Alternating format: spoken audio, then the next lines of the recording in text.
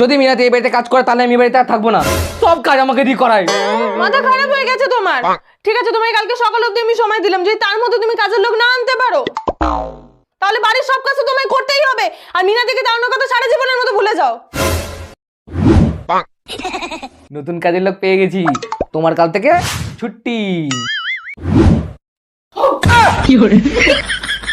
মিনা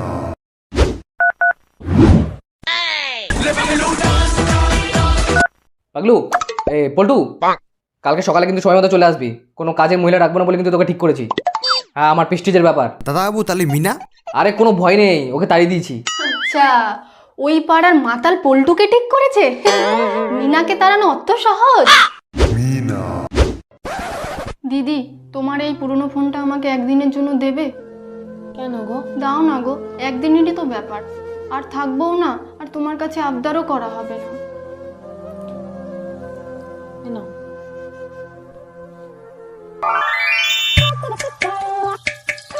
পল্টু রোজ এই রাস্তা দিয়ে যাতায়াত করে।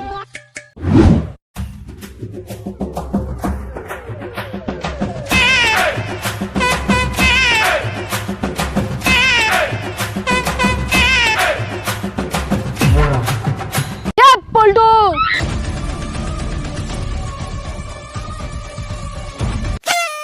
আরে আয় আয়, আমরা একই গোয়ালের গরু রে, সুখ দুঃখের গল্প করি, আয়। কি ব্যাপার? মিনার কাজ চলে যায়, দুঃখে মনে হয় বাবলা হয়ে গেছে। না যাই। পল্টু ভাই, বাংলার তারিখ সব আছে, সাটিয়ে দে।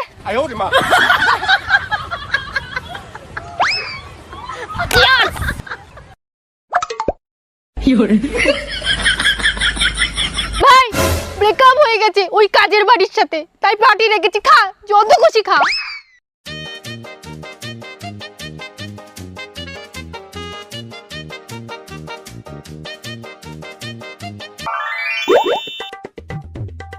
তুই জানিস এই পাড়ার কারো ক্ষমতা নেই যে তোকে কাছ থেকে ছড়ায়, শুধুমাত্র এই পল্টুর আছে। তাই নাকি? তোকে চুটকিতে রাজপ্রাসাদ থেকে রাস্তায় এনে দিয়েছি, বুঝলি? এটা হচ্ছে পল্টুর টেকনিক। আচ্ছা, কয়েকদিন পর আমি ফেমাস হয়ে যাব, প্রত্যেক মালিকের মুখে মুখে আমার নাম থাকবে, কামচোর পল্টু।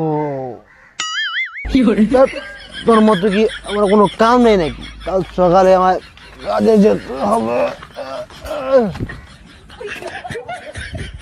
দেখি কালকে কি করে কাজে যায়। একে তো বাংলা মদ, তার মধ্যে এক পাতা ঘুমের ওষুধ মেশানো আছে। মিনা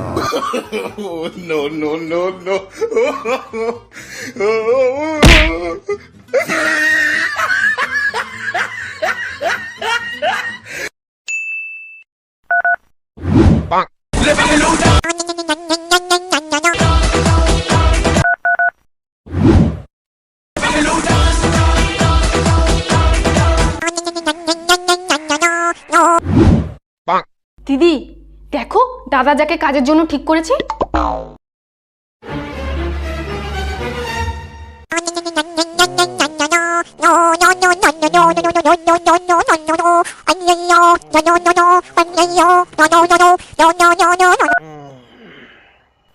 এই পল্টু, তোকে সকাল থেকে ফোন করছি, তুই কোথায় হারামজাদা?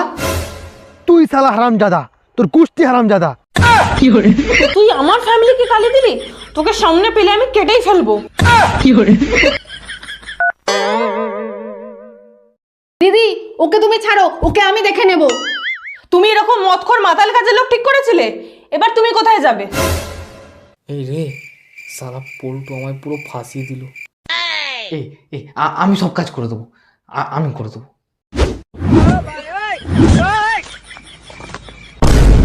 আমি পারি না আর পারি না, আমি কেন মরি না।